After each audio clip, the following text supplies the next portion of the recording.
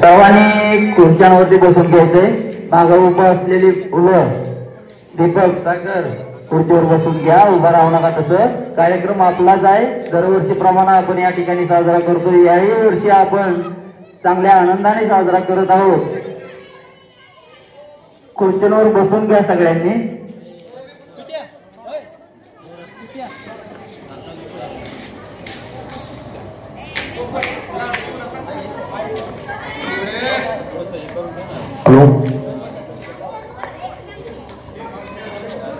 तानाजी गायकवाड पुढे या, फोटोपोजनासाठी पुढे या.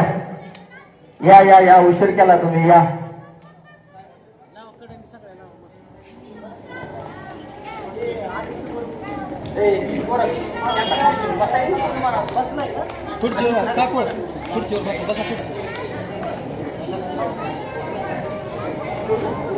लहान मुलं पुढे बसवा, तुम्ही बसा पुढे.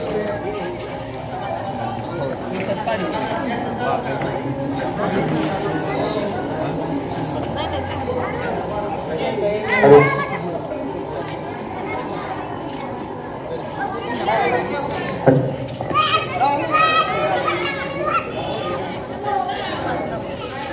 Hello hello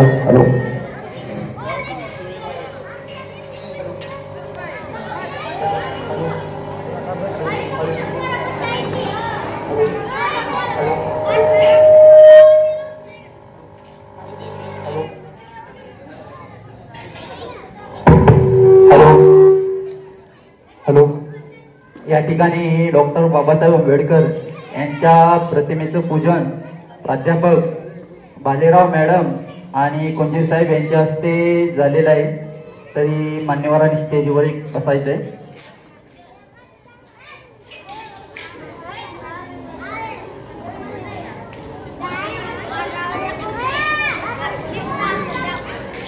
hello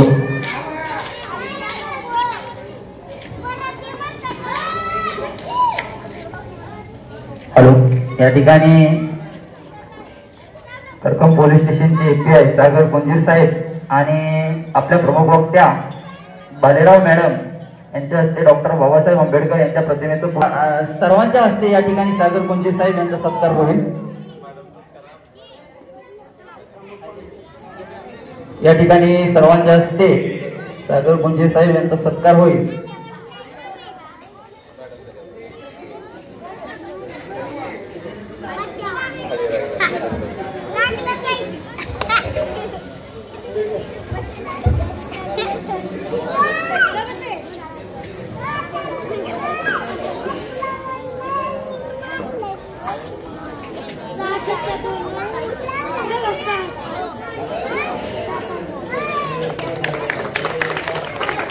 hello.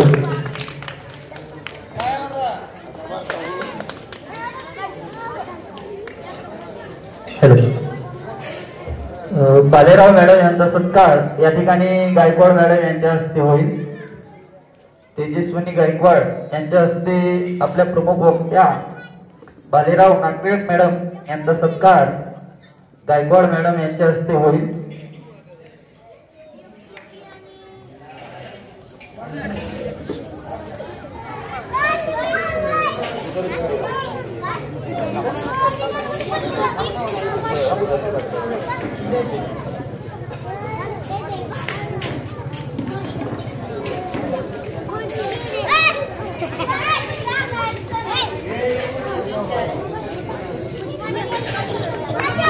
Hello. या ठिकाणी 29 साहेबांना जायचंय तरी त्यांनी 2 मिनिटात शिवदिनानिमित्त आम्हाला मार्गदर्शन करावं अशी विनंती करतो.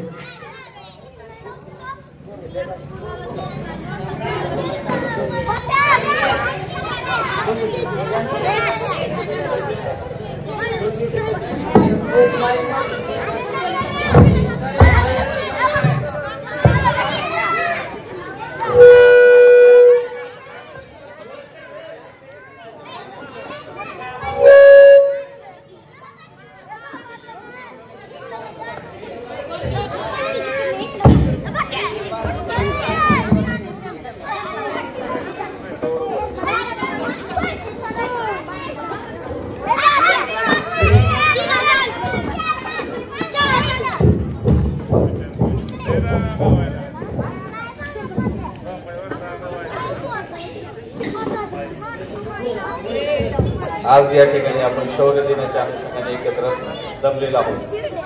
तर यापूर्वी येथे येण्याचा म्हणजे मी जवळपास महापुरुषांच्या जयंतीच्या निमित्ताने आपल्या इथे मी आलो होतो. एक 5-6 महिन्यापूर्वी आलो होतो. त्यावेळेस मला एकदा लोकांनी सांगितलं की 31 डिसेंबर 1937 रोजी डॉक्टर बाबासाहेब आंबेडकर या ठिकाणी आले होते. ह्या पुढच्या सभा मंडप आहे ते आले होते आणि त्यांनी येथे भाषण किंवा मार्गदर्शन केलं होतं. मला ही गोष्ट फार आवडली किंवा एक वेगळी घटना वाटली फार. ज्याने ह्या घटनेचे ह्या तारखेचं महत्त्व म्हणजे इथे आता 1900 जवळपास आता त्याला 87-88 वर्ष झाले तरी ही घटना आजही जिवंत आहे या ठिकाणी. आणि ह्या घटनेचा आज आपण एक समारोप किंवा कार्यक्रमाच्या रूपानं ही घटना आपण येथे साजरी करत आहोत. परवा सरांनी मला सांगितलं, कालच सांगितलं की असा असा कार्यक्रम आहे, तुम्ही यावं लागते. म्हटलं मी नक्कीच येणार. आणि मला आज ह्यात देखील आज आपल्याकडे भालेराव मॅडम, प्राध्यापक भालेराव मॅडम आपल्याला मार्गदर्शनासाठी उपलब्ध झालेले आहे. ॲक्च्युली सरांची त्यांच्या हे असणार आहे कारण ज्यांनी डॉक्टर बाबासाहेब आंबेडकर यांच्यावरती चांगला अभ्यास केलेला आहे असे वक्ते आज आपल्याला इथे मार्गदर्शन किंवा त्यांचे विचार आलेले आहेत. ह्यात अजून दुसरी अशी आनंदाची मला घटना वाटते की इथे बसलेले अगदी तरुण मुलं आहेत, लहान मुलं आहेत ज्यांना संस्काराची म्हणजे योग्य संस्कार करण्याची जी वय असतं अशातली मुलं इथं समोर बसलेली आहेत. आणि खरंच ज्यांना शिकवायचं असतं ते आज तुमच्यासाठी एकदम चांगल्या इथं बसलेली मुलं आहेत ज्यांना भविष्याच्या दृष्टीने किंवा फार प्रेरणा देणारे महामानव महापुरुष यांच्याबद्दल माहिती आज एवढ्या कमी वयात त्यांना जर भेटली चांगली तर नक्कीच त्यांच्या हातून भविष्यात देखील खूप चांगलं काही आपल्या समाजासाठी देशासाठी चांगले विचार तयार होऊ शकतात. डॉक्टर बाबासाहेब आंबेडकर यांच्याबद्दल बोलण्याचा इतपत मी मोठा नाही किंवा मला माझी तितकी क्षमता देखील नाही. पण तरी आम्ही ज्यावेळेस MPSCचा अभ्यास करत होतो आणि अभ्यासक्रमामध्ये डॉक्टर बाबासाहेब आंबेडकर यांच्याविषयी अभ्यासाचा भाग होता एक. त्यातून जे काही समजलं वाचलं त्यांच्याबद्दल ते आत्मसात केलं तर एक अतिशय सल्लग म्हणजे एक जो सामान्य माणूस किंवा सामान्य मुलगा सामान्य युवक करू शकणार नाही. वयाच्या 20-21 वर्षी त्यांनी परदेशात जाऊन PhD किंवा डॉक्टरेट प्राप्त केलेले आहेत आणि त्यांनी म्हणजे किती तास अभ्यास करायचे किंवा त्यांचे जे ग्रंथ फार कमी वयामध्ये म्हणजे वयाच्या 25-30 या काळामध्ये त्यांनी ग्रंथ लिहिलेले आहे. जगाचा अभ्यास केलेला आहे. इकॉनॉमीचा त्यांनी अभ्यास केलेला आहे. वेगवेगळ्या क्षेत्रावरती त्यांचं अनेक क्षेत्रांवरती त्यांनी त्यांचा अभ्यास हे करून त्यांनी ग्रंथ प्रदर्शित केले. त्यानंतर पुढच्या काळामध्ये त्यांनी भारतामध्ये समाज सुधारणा ह्या एक मोठ्या प्रमाणात केलेल्या आहेत आणि हे सगळं सांगण्यासाठी फार शब्द पण कमी आहेत आणि वेळ पण कमी आहे. मला आपल्याला भालेराव मॅडम या सगळ्यांच्या गोष्टीचा सार हा कमीत कमी वेळात आणि चांगल्या पद्धतीने समजून सांगतील याचा मला विश्वास वाटतो. आणि आपण या ठिकाणी इथे बोलवलं आणि आपले आता प्रमुख पाहुणे म्हणून त्याचा मान दिला त्याबद्दल मी आभार व्यक्त करतो आणि माझे 2 शब्द थांबवतो. सर्वांना जय भीम. या ठिकाणी सर्व महापुरुषांना मी त्रिवार अभिवादन करतो. छत्रपती शिवाजी महाराज, छत्रपती शाहू महाराज, छत्रपती संभाजी महाराज, डॉक्टर बाबासाहेब आंबेडकर, महात्मा ज्योतिबा फुले, अण्णाभाऊ साठे या सर्व महापुरुषांना मी त्रिवार अभिवादन करतो. बोलायचं झालं तर मी पहिलं भाषण वगैरे करत होतो पण मध्यंतरी काय मी पूर्ण हे बंद केलेलं आहे कामामुळं, तर मला एवढं परफेक्ट बोलता येणार नाही. मी ह्या आता आंबेडकर जयंतीचा बोललो त्यानंतर मी घेऊन आणलेला आहे. थोडकं मोडकं सांगेल, महत्वाचं आहे, सर्वांनी व्यवस्थित आहे का. आजच्या दिवशी डॉक्टर बाबासाहेब आंबेडकर 1937 साली 31 डिसेंबर 1937 साली साहेब ह्या कट्ट्यावरून बाबासाहेबांनी मार्गदर्शन केलं लोकांना. बाबासाहेब मात्र समाजातच का आले तर बाबासाहेब महासमाजाची जबाबदारी पण त्यांना मान मारली तरी मिटवायची होती म्हणून बाबासाहेबांनी तिथे येऊन मार्गदर्शन केलेलं आहे. आज मी काय लोक काय असं म्हणते की माझं मत आहे की बाबासाहेबांनी एवढा कोणीही मोठा नाही. आजही काय लोकांना काय वाटतं की माझं ह्याच्यामुळे चांगलं झालं त्याच्यामुळे हे सगळं खोटं आहे. प्रथम बाबासाहेब आंबेडकर नंतर आपले आई वडील तुम्ही ज्या पदावर आहे ते सगळे योगदान बाबासाहेबांचे आहेत.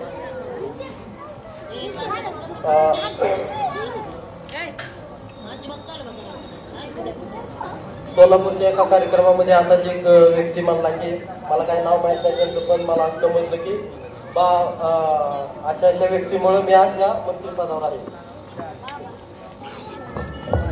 अशा व्यक्तीमुळे मी मंत्रिपदावर आहे. पण माझं सांगणं होतं त्यांना की बाबा जर बाबासाहेब नसते तर तुम्हाला त्या ठिकाणी शेण काढायचं सुद्धा पुढं नसतं.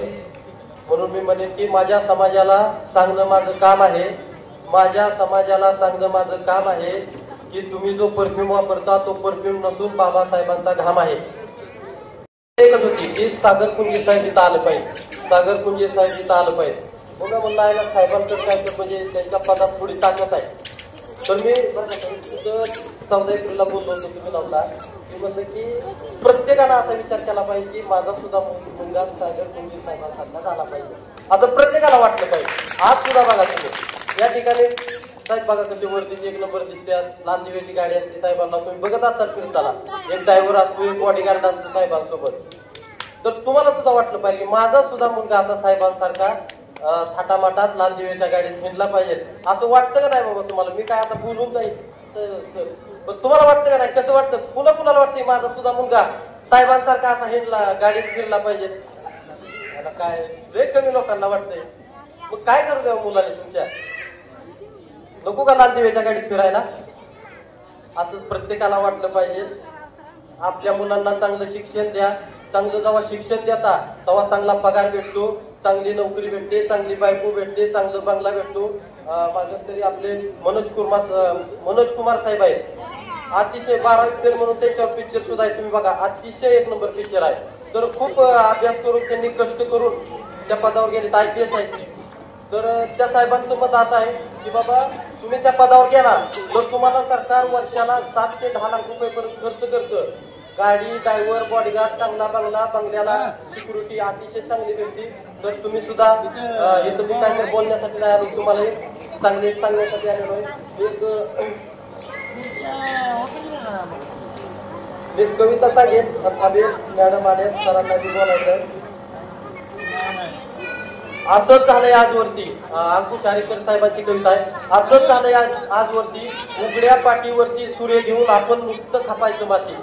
असंच झालंय आजवरती, उघड्या पाठीवरती सूर्य घेऊन आपण नुसतं खापायचं माती. ते सत्तेच्या खुर्चीत निवांत आणि आपण भांडण खेळायची जातीतल्या जाते. म्हणजे खाली आपण जळायचं, म्हणजे खाली आपण जळायचं, वरती त्यांनी त्यांची भाकर भाजायची. म्हणजे खाली आपण जळायचं, वरती त्यांनी त्यांची भाकर भाजायची. त्यांनी कोटीत करायचे घोटाळे आणि आपण नुसती चिल्लर मोजायची. आणि मी काय जास्त बोलणार नाही, मॅडम बोलणार आहे. तर लवकरच नवीन वर्ष बी सुरू होत आहे. मी सर्वांना तुम्हाला नवीन वर्षाच्या शुभेच्छा देतो. ते तुम्हाला नवीन वर्ष आरोग्यमय चांगलं जाऊ. आणि एक कविता सांगतो आणि मी थांबतो. मंगेश पाडगावकर सरांची कविता आहे. तुम्ही ठरवा कसं जगायचं, कणत कणत की गाणं म्हणत. तुम्ही ठरवा कसं जगायचं, कणत कणत की गाणं म्हणत. पेला अर्धा भरला आहे, पेला अर्धा सरला आहे. पेला अर्धा भरला आहे, पेला अर्धा सरला आहे. भरला काय सरला काय, तुम्ही ठरवा कसं जगायचं, कणत कणत की गाणं म्हणत. अंधारामध्ये तुमच्यासाठी कोणीतरी दिवा घेऊन उभा राहिलेला, अंधारामध्ये तुमच्यासाठी कोणीतरी दिवा घेऊन उभा राहिलेला आहे. मग अंधारात जळायचं, प्रकाशात उडायचं. तुम्ही ठरवा कसं जगायचं, कणत कणत की गाणं म्हणत. तर मला एवढंच वाटतं की नवीन वर्षाचे सर्वांनी गाणं म्हणतच जगलं पाहिजे. मी तुम्हाला सर्वांना नवीन वर्षाच्या शुभेच्छा देतो आणि माझे 2 शब्द थांबवतो. हॅलो, धन्यवाद गौरव. अतिशय खूप सुंदर असं मनोगत आपण व्यक्त केलं. यानंतर सिद्धेश्वर वाघमारे आपलं मनोगत व्यक्त करतील.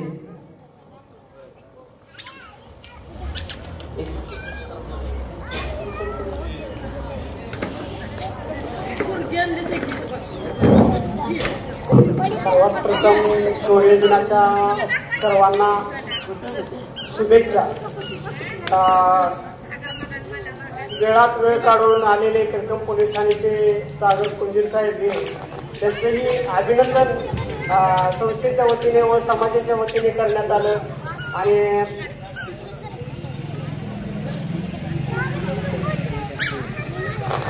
आणि मार्गदर्शन आपल्या समाजाला जे मुलांना दिलं पाहिजे, जे पोषक ज्या वयात मुलांना मार्गदर्शन हवं असतं ते काम संस्थेच्या माध्यमातून करत असतो आपण दरवर्षीप्रमाणे. यावर्षी आपल्याला प्रमुख पाहुणे व मार्गदर्शक म्हणून सागर कुंजीर साहेब आणि पंढरपूरचे भालेराव मॅडम हे लाभलेले आहेत. तरी थोड्याच वेळात त्यांनी बोलतात थोडक्यात आणि अधिकारी कसा होतो व आपला मुलगा अधिकारी व नोकरीला कसा लागू शकेल व समाजाचं काय काम केलं पाहिजे, वेळात वेळ काढून भालेराव मॅडम इथे आपल्या समाजाला व समाजातील मुलांना मार्गदर्शन करण्यासाठी आलेले आहेत. तरी त्यांचंही इथे स्टेजवरती त्यांचं सहर्ष स्वागत करत आहे व आभार मानत आहे. माझं नाव सिद्धेश्वर वाघमारे, मी कर्कममध्ये अण्णाभाऊ नगर येथे राहतोय. सर्वांना तर माहिती आहे, पण माझं असं म्हणणं होतं की सर आणि आमचं असं म्हणणं असतं की समाजातील मुलं आहेत जे आताच्या प्लॅटफॉर्मला आहेत, जे साधारणपणे 20च्या रेंजमध्ये असतात कमी वयामध्ये, त्यावेळेसच मुलांना वळण देण्याचं व शिक्षण देण्याचं काम असतं. ते आम्ही संस्थेच्या माध्यमातून व चळवळीच्या माध्यमातून वह्या, पुस्तकं, शालेय साहित्य वाटप करून करत असतो. तर यावर्षी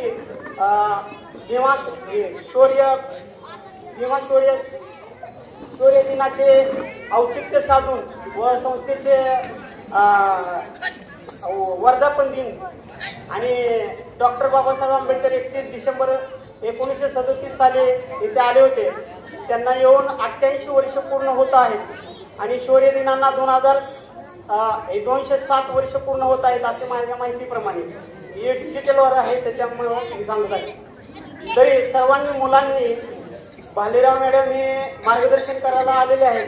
तरी मुलांनी शांत ऐकून व मुलांच्या पालकांनी शांत ऐकून त्यांचे विचार विनिमय करायचे आहेत व आत्मसात करायचे आहेत. आपल्या मुलाला सुद्धा नोकरीच्या दिशेने कसा प्रयत्न करता येईल व समाजातून आपल्या मुलाचं नाव व समाजातील कुटुंबाचं नाव कसं मोठं होईल याच्याकडे लक्ष देण्याचं काम करायचं आहे. तर एवढंच बोलतो आणि मी थांबतो. जय भीम, जय भारत. संविधान दिनाच्या तुम्हाला मंगलमय शुभेच्छा, खूप खूप शुभेच्छा. आणि नवीन वर्षाच्या तुम्हाला सर्वांना शुभेच्छा. हॅलो. यानंतर नितीन गायकवाड सर आपल्याला मार्गदर्शन करतील.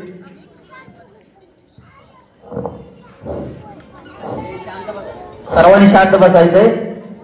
आज या ठिकाणी 31 डिसेंबर रोजी महामानव परमपूज्य डॉक्टर बाबासाहेब आंबेडकर या ठिकाणी उपस्थित राहिले होते.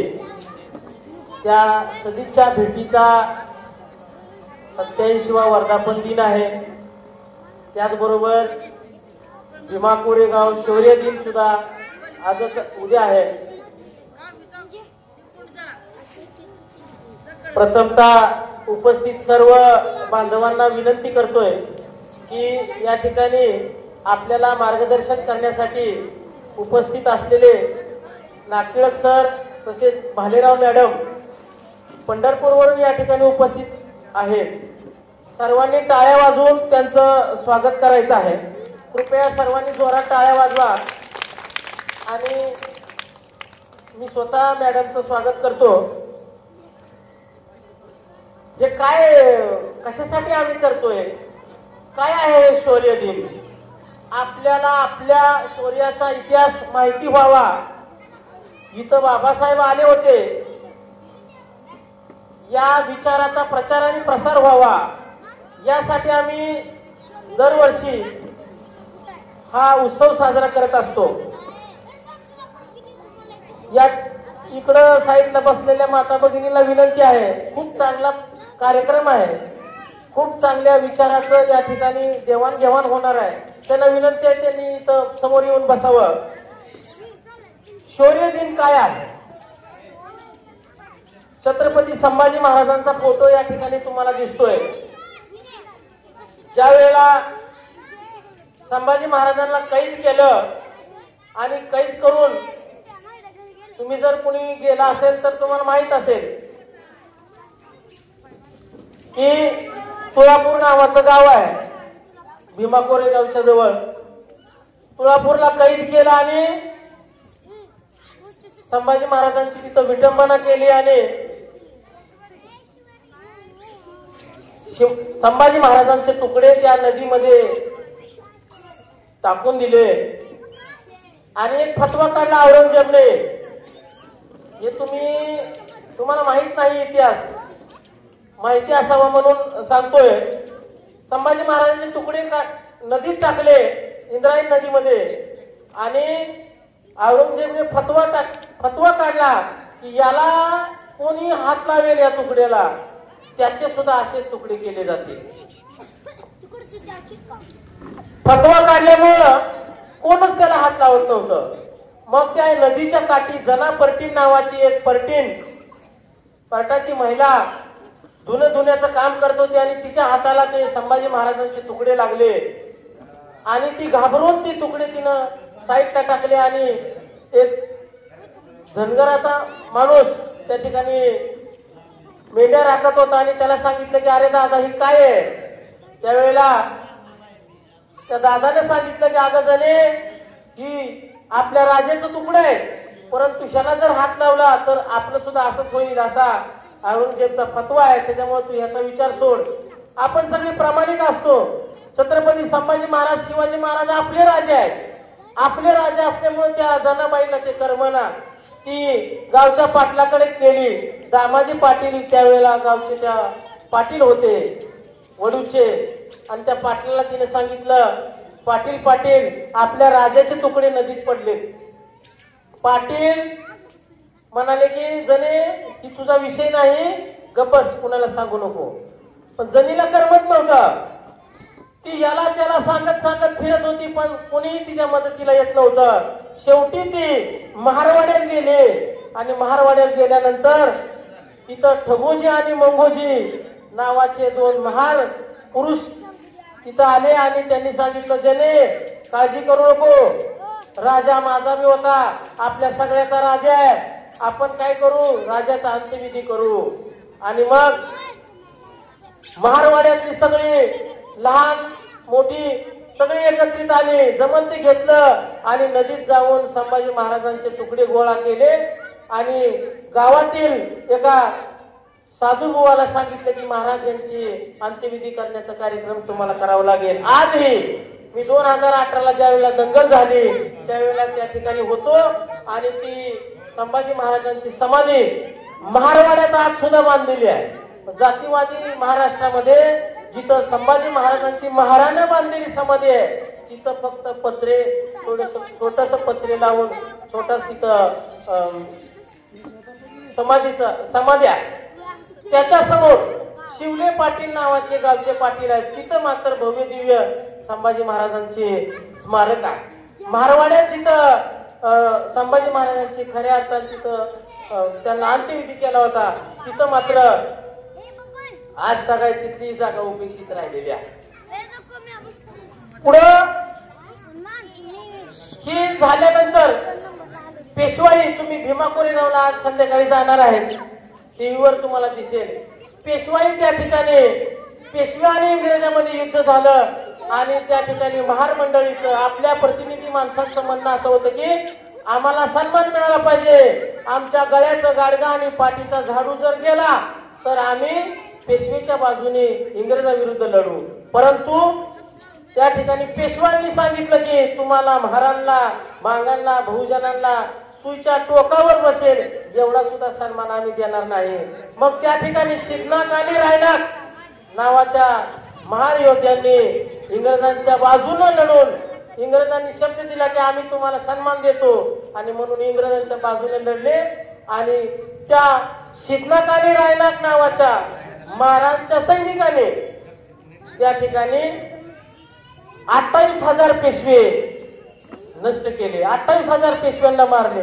2,000 पेशवे तर त्यांचे नावच ऐकून पळून गेले. 30,000 होते, 28,000 पेशवे मारले. पण इतिहासामध्ये ही लढाई मॅडम चुकीची दाखवली जाते. महारा आणि पेशवे, महारा आणि ब्राह्मण असं दाखवली, ती तशी लढाई नाही. ती मनुवाद विरुद्ध बहुजन, बहुजनांनी ती लढाई केलेली होती, नेतृत्व महारांनी केलं. तुम्ही भीमा कोरेगावच्या स्तंभाजवळ जर गेला तर त्या स्तंभावर नावं कोरलेली आहे, त्याच्यावर जातीचा उल्लेख आहे, दाखवण्याचं नाव आहे, सगळ्या जातीची लोक आहेत. म्हणजे भीमा कोरेगावची लढाई जी आहे ती बहुजन विरुद्ध पेशवाई अशी लढाई आहे. त्या शूरवीरांनी पेशवाई संपवली आणि दुःखाची गोष्ट अशी आहे की 500 जणांनी पेशवाई संपवली आणि 500 रुपयात आपण परत माघारी आणायला लागलेलो. ही गंभीर गोष्ट आहे. 500 जणांनी संपवलेली पेशवाई 500 रुपयात जर माघारी आणत असेल तर लवकरच आपल्या सुद्धा गळ्याला गाडगण पाठीला झाडू येण्याची शक्यता. 500 रुपयात संपवलेली पेशवाई आपण आणली तर त्याचा परिणाम किती वाईट आहे. ज्वलंत उदाहरण आहे परभणीचा. लोकांवर आपल्या इतका अन्याय अत्याचार झाला. आपल्यात सुद्धा खूप शूर लोक आहेत. बाबासाहेबाच्या पुतळ्याच्या समोरचा संविधान लिहिलेला एक दगड फोडला तर सोमनाथ सूर्यवंशी नावाच्या वडर समाजाच्या माणसाने शहीद झाले. विजय वाकोडे नावाचे आपला मोठा नेता त्याच्यामध्ये गेला. आपल्याकडे खूप शूर माणसं आहेत. आपला शौर्याचा इतिहास आहे. याची जाणीव आमच्या समाजातील लोकांना व्हावी, माता भगिनींना व्हावी म्हणून आम्ही हा छोटासा कार्यक्रम या ठिकाणी आयोजित केलेला आहे. तर आपल्या गळ्याला गाडगा आणि पाठीला झाडू येऊ नये. आपलं आलेलं राज्य, आपल्या पूर्वजांनी शौर्याचा इतिहास रचलेला याची जाणीव ठेवून पेशवाई परत जर आणायची नसेल तर आपल्याला 500 रुपयाला विकले नाही पाहिजे. मला नेहमी म्हणते तुम्ही कुठं एकच कसं काय बोलता, तेवढंच महत्वाचं आहे. म्हणजे तुम्ही जर इकलेला असेल भीमा कोरेगावला जाणार आणि इथं इकून जाणार आणि तिथं अभिवादन करणार, विकणाऱ्याने अभिवादन तर करावं का? विकणाराला, मत विकणाराला अभिवादन करण्याचा अधिकार नाही. माझ्यापेक्षा अतिशय चांगल्या भाषेमध्ये मॅडम तुम्हाला सांगतील, सुरुवातीलाच माझे जे सहकारी आहे अतिशय तळमळे, सगळे गरीब माणसं आहेत. काम कष्ट करून आम्ही या ठिकाणी हे उभा केलेला आहे. सिद्धेश्वर वाघमारे सारखा तुम्ही दररोज बघता, अतिशय गरीब माणूस आहे. कसं तरी आपलं घर चालवतो, पण त्याच्या मनाची श्रीमंती चळवळीविषयी खूप मोठी आहे. गोरख गायकवाड कुठं तरी काम करतो छोटं मोठं, पण चळवळीविषयी त्याच्या तो खूप श्रीमंत माणूस आहे. मला जे सहकार्य केले हे सगळं करण्यासाठी आमचे ब्रह्मदेव दादा गायकवाड आहेत, राजू गायकवाड आहेत, आमचे मार्गदर्शक या ठिकाणी तानाजी गायकवाड आहेत, जवळचा आमचे मार्गदर्शक दुसरे सोमनाथ गायकवाड आहेत, सर्व खूप सुंदर साहेब आहेत. सर्व चांगले जी टीम तयार झाली मॅडम. आमच्या या समोर माता बहिणी बसलेल्या आहेत. नक्कीच तुमच्या विचाराने प्रेरित होऊन एक चांगल्या दिशा आम्हाला मिळेल अशी प्रामाणिक इच्छा या ठिकाणी व्यक्त करतो. आणि मी स्वतःच मॅडमला विनंती करतो की त्यांनी मार्गदर्शनाला सुरुवात करावी. वर बसलेल्या सगळ्यांना विनंती करतो खाली बसावे सगळे. मॅडमच सुरुवात करू.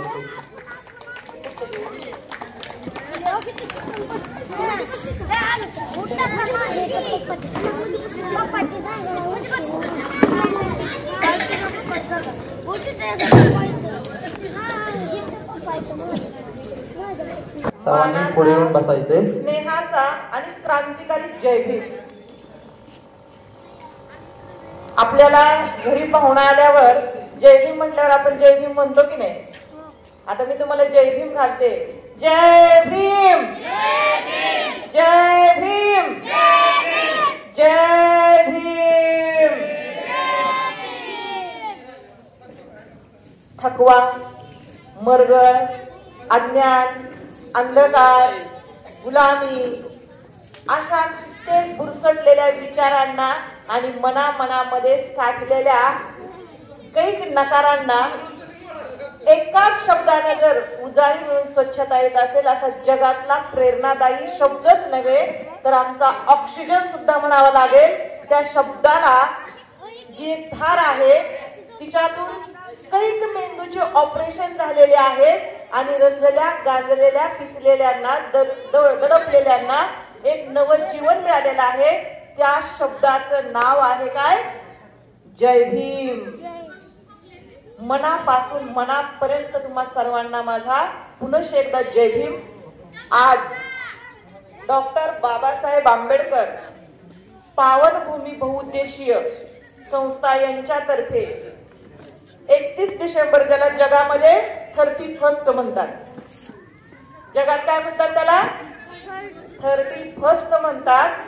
बाबासाहेबांनी त्या काळात केलेली 31st होती. अशी 31st जगात दुसरीकडे कुठेच नाही, याचा खरोखर मनापासून आपल्याला अभिमान असला पाहिजे.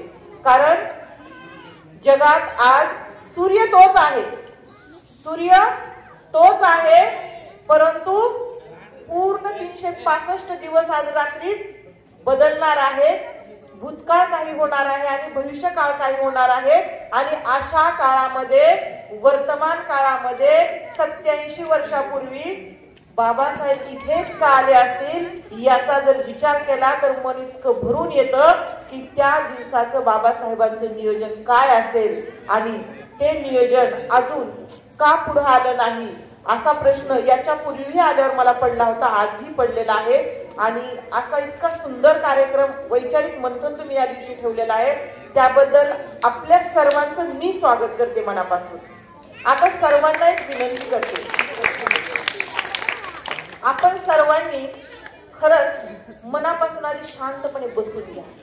जोपर्यंत आमच्याकडे स्वतःचं आसन निर्माण करण्याची क्षमता येत नाही ना, तोपर्यंत आमच्याकडे बौद्धिक स्थिरता कधीच येत नाही, लक्षात ठेवायचं. कारण कुठलाही अधिकारी असा उभा राहून काम करताना मी तर पाहिलेला नाही. अधिकारी म्हणले त्याला पहिली खुर्ची असते आणि खुर्ची नसेल तर ते ऑफिस नसतं. मग आम्हाला सुद्धा आमच्या आयुष्यात काय घडायचं असेल, एवढं मोठं छान समाज मंदिर असेल, बसायला इतकी सुंदर जागा असेल, तर असं शरीराला त्रास देऊन ऐकण्यामध्ये अजिबात आवड राहणार नाही. त्यामुळे माझ्या सर्व बंधू आणि भगिनींना मी एक विनंती करेन की तुम्ही अगदी व्यवस्थित छानपैकी बसून घ्या. लहान सर्व मुलांना एक विनंती आहे, लहान मुलं इकडं या समोर यायचंय तुम्ही. तुमच्यासाठी आज मी एक छान गोष्ट सांगणार आहे आणि गोष्ट सांगितल्यानंतर मध्ये मध्ये तुम्हाला मी प्रश्न विचारणार आहे, कारण आज मी तुमच्यासाठी बोलणार आहे, सगळ्या लहान मुलांसाठी मी बोलणार आहे. त्यामुळं प्रत्येकाने एक गोष्ट लक्षात ठेवायची की मी मध्ये मध्ये प्रश्न विचारेन, प्रश्नाची उत्तरं देणाऱ्याला तुमच्या भीम जयंतीच्या कार्यक्रमाच्या दिवशी बक्षिसं पाठवली जातील नावं लिहून. ती कशी पुस्तकाची बक्षिसं. कारण मी आज जेव्हा इथं आले तेव्हा मला नितीन दादाच्या दोन्ही जुळ्या मुली भेटल्या आणि इतकं कौतुक वाटलं की त्यांची नावं सुद्धा इतकी सुंदर आहेत. त्यांची नावं सुद्धा इतकी सुंदर आहेत, संघप्रिया आणि संघमित्रा. नावात काय असतं, नावात काय असतं, त्या नावामध्ये विश्व सामावलेलं असतं. आई वडिलांचे विचार त्या नावामधून दिसत असतात आणि त्या 3 वर्ष पूर्ण आहे त्यांच्या. मी आईला विचारलं, 3 वर्षाच्या मुली मला सांगत होत्या आधी आज भाषण करणार आहे. किती अभिमान वाटला. मी दादाला सांगितलं, दादा 3 वर्षाच्या मुली जरी तर मी भाषण करणार आहे म्हणत असतील तर खरंच बाबासाहेबांच्या पदस्पर्शानं पावन झालेली भूमी आहे. चांगल्या भूमीतच जसं चांगल्या शेतामध्ये चांगलं पीक येतं तसं चांगल्या भूमीमध्ये चांगली मुलं संस्कारित निपजतात. आणि त्याहीपेक्षा मला इथेही छान वाटलं की खूप छोटा वर्ग इथं आलेला आहे. छोट्या वर्गासाठी आता गोष्ट सांगणार आहे आणि मग नंतर ना मी आपल्या विषयाकडे वळणार आहे. सर्वांनीकडे लक्ष द्यायचंय. सगळेजण शाळेत जातात का? सगळे शाळेत जातात. पहिलीच्या वर्गात, दुसरीच्या वर्गात, तिसरीच्या वर्गात, चौथीच्या वर्गात, 5वीच्या वर्गात आम्हाला काही गोष्टी शिकवल्या जातात, काही गाणी शिकवली जातात. आणि ही गाणी, गोष्टी, कथा आम्ही ऐकतो, परंतु आम्ही स्टेजवरती कितीदा गेलो हे प्रत्येक मुलांना विचार करायचा की मी शाळेत भाषण करायला किती वेळा स्टेजवर उभा राहिलो. जर राहिलो नसेल तर जानेवारी महिन्यामध्ये पहिली जयंती येते कुणाची? शिक्षणाची, आमच्या देवी, जिच्यामुळं आज मी इथे उभी आहे. कुणाची जयंती येते 3 जानेवारीला? कोण मुलांच्या मधून हात वर करायचंय? हा, जोरात टाळ्या वाजवायच्या त्याच्यासाठी. दादा त्याचं नाव लिहून ठेवायचं. जी मुलं उत्तरं देतील त्यांची नावं लिहून ठेवायची आहेत, कारण आम्हाला खोडावर नाही तर मोडावरती काम करायचं आहे. खोडापेक्षा मोडावरती का काम करायचं त्यांच्यामध्ये प्रेरणा. आता दादाने सांगितलं की आम्ही एक इथं अधिकारी बसवले होते. का बसवले होते? तर यांच्यामध्ये स्वप्न निर्माण झालं पाहिजे की हो मी सुद्धा असाच अधिकारी होणार आणि इथं येणार. आणि म्हणून आम्हाला यांना प्रश्न विचारून त्यांना उत्साहित करायचे, प्रेरणा निर्माण द्यायच्यात.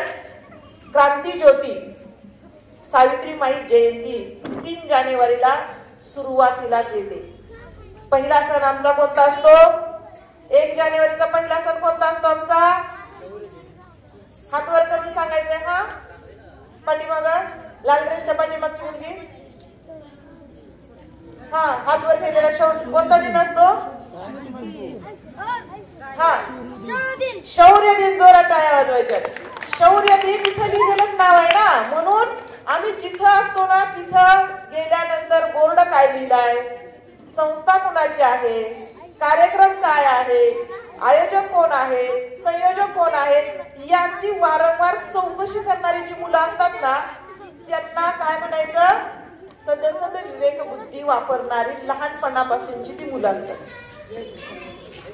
आज आपल्या लक्षात आलं का? जानेवारीचा पहिला सण कोणता असतो आमचा? जो आम्हाला प्रेरणा देतो, आम्हाला प्रेरणा देतो. 3 जानेवारीला शिक्षण देतो. 11 जानेवारीला आणखीन एक जयंती येते बघा. दुसरं कोण उत्तर देते का? हा, तू शेजारचा अजून. हा, पाठीमाग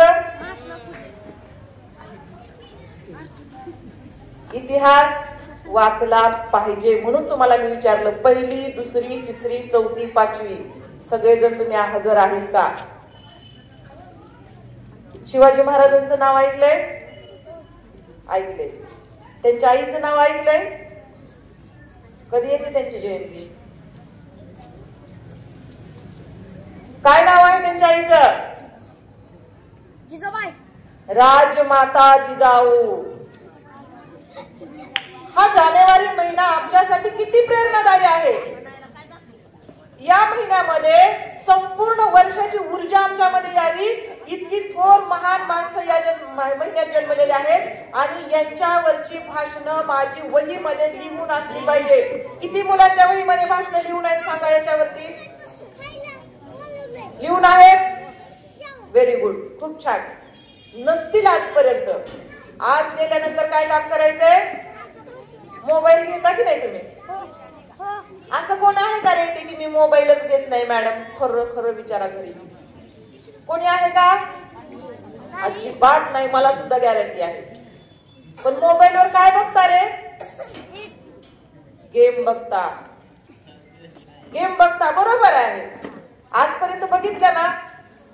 जर सांगा बाबासाहेब लहानपणी अशा गेम खेळत बसले असते तर तुम्हाला आणि मला हे स्वाभिमानाचं जीवन, हा आनंदाचा क्षण मिळाला असता का? आताच आपल्याला दादांनी सांगितलं काय परिस्थिती होती. प्यायला पाणी नव्हतं, खायला अन्न नव्हतं, लोकांच्या दारामध्ये शेणच नाही तर त्यांची विष्ठा सुद्धा उचलायची कामं करावी लागत होती. आणि याच्यापेक्षा गलिच्छ काहीच असू शकत नाही. आणि जर आज आम्ही मोबाईलच्या गेम खेळायला लागलो लहान मुलांनो तर आमच्यामधून बाबासाहेब घडणार कसे? एक अधिकारी घडणार कसा? बाबासाहेब जेव्हा लहान होते तेव्हा बाबासाहेबांचे कितीतरी अभंग, श्लोक आणि दोहे पाठ होते. जेव्हा बाबासाहेब जेवायला बसायचे ना संध्याकाळी तेव्हा त्यांचे वडील रामजी बाबा त्यांच्याकडून काय करायचे? कबीरचे दोहे म्हणून घ्यायचे, पठण करून घ्यायचे. 1 तासभराचं पठण झाल्यानंतर मग जेवणाची पानं वाढली जायची. आज आम्ही काय करतो रे? जेवायला बसले की पहिला मोबाईल लावतो, मोबाईल वरती कार्टून लावतो. ताटातली मिरची तोंडात जाती का खाली पडती, कानाला हात लागतो का डोळ्याला लागतो माहित आहे का आम्हाला? मग जर तुम्ही असं वेड्यासारखं केलं तर आपल्यामधून शहाणा घडेल का? मग आज आपल्याला काय करावं लागेल? मोबाईल घ्यायचा, त्याच्यावर पहिलं सर्च काय करायचं? शौर्य दिन म्हणजे काय? शौर्य दिनाची सुरुवात कधी झाली? बाबासाहेबांनी 1818चा इतिहास कुठून शोधून काढला? हे प्रश्न तुम्हाला निर्माण झाले पाहिजे. कारण माणसाचे 2 पाय चालणे, 2 हात काम करणे आणि एका तोंडानं खाणे याला जिवंतपणा बिलकुल म्हणत नाही. तर आमच्या मनामध्ये प्रश्न निर्माण झाले पाहिजे, हा कार्यक्रम का केला जातो? कशासाठी केला जातो? लहान मुलांनीच फक्त ऐकायचे. लक्ष देऊन इकडं. पाठीमागची लाईन, पाठीमागची लाईन, पूर्ण लक्ष इकडे द्यायचंय. हा कार्यक्रम शौर्य दिन आहे. नेटवर काय सर्च करायचंय? शौर्य दिन कधीपासून चालू झाला? बाबासाहेबांनी कुठं शोधला? 1818 या दिवसाचं महत्व काय आहे? लढाई कोण पेशवे होते? कोण मनुवाद होता? ह्या प्रश्नाची आम्हाला विचार करून उत्तर शोधण्यासाठी कुठं जायचं नाही तर फक्त प्रश्न त्या नेटवरती टाकायचाय आणि वहीत हाताने लिहून काढायचं. काय करायचंय? हाताने लिहून काढायचंय. शाळेमध्ये गेलं की आपल्याला उभं करो न करो पण उभा केल्याबरोबर तोंडामध्ये 4 वाक्य फाट फाट फाट आली पाहिजे. याला म्हणायचं बाबासाहेबांनी जिथं पाय ठेवले होते त्या पावन स्पर्शभूमीतला मी मुलगा आहे, मी मुलगी आहे. कारण इथे तुमच्या या संस्थेचं नावच आहे पदस्पर्शाने पावन झालेली भूमी म्हणून. आणि जी बागायत जमीन असते त्याच्यातली पिकं कधी करपताना तुम्ही पाहिलेत का? नाही. जर ही पावन भूमी असेल तरी छोटी माणसांची आमची जी पिकं आलेली आहेत ही सुद्धा अगदी त्या बागायती डोक्यासारखी सुपीक असली पाहिजे. आणि म्हणून आमच्या लहान लहान मुलांना तो जॉनी जॉनी येस पप्पा नाही आला तरी चालेल परंतु बाबासाहेबांनी कुठं कधी केव्हा कसा अभ्यास केला, बाबासाहेब करकमला कधी आले होते हा प्रश्न पडला पाहिजे. 3 जानेवारी सावित्रीमाई कोण होत्या, शिक्षण का नव्हतं हे लहान लहान मुलांनी शोधून काढलं पाहिजे आणि याच्या नोंदी आमच्या वहीमध्ये केल्या पाहिजे. आता त्या पुढचा प्रश्न आहे पालकांचा. तुम्ही म्हणाल मॅडमने आम्हाला सांगितलं आमच्या मुलाला मोबाईल द्या, देऊन टाकला. तुम्ही मोबाईल घ्या, दारात समोर स्टँडला लावा आणि हे प्रश्न त्याच्यावरती विचारा, व्हिडिओ लावा आणि मुलांसोबत तुम्ही सर्च करायला बसा. त्याचं चुकतंय चुकू द्या, पण तो लिहितोय आणि विचार करतोय. कारण लगेच तुम्ही त्याला ही जयंती आहे त्याच्यावरचं भाषण घेणं असं करू नका. तर या मुलांच्या मध्ये फक्त उत्सुकता निर्माण करा, जागरूकता निर्माण करा, त्यांना स्वप्न निर्माण करा. आणि या मुलांच्या मध्ये सर 3 जानेवारीला एक स्पर्धा ठेवा. 3 जानेवारीला तुमचं स्टेज आहे, हे खूप मोठं स्टेज आहे. कारण याच्यासारखं जागतिक स्टेज कुठलंच नाही. तुमच्या इथं माईक नसला चालू द्या. माता भगिनींसाठी विनंती आहे की तुम्ही माता भगिनी घरात बसलात म्हणून घरातली कामं बघू नका. म्हणून स्टेज केलेलं असतं, दाराच्या बाहेर येऊन थांबतो आपण. तर पालकांनी काय करायचे की इथं मुलाला आणायचं आणि इथं येऊन फक्त त्याने त्याचं स्वतःचं नाव सांगू द्या की माझं नाव हे आहे आणि त्याला 4 प्रश्न पडू द्या.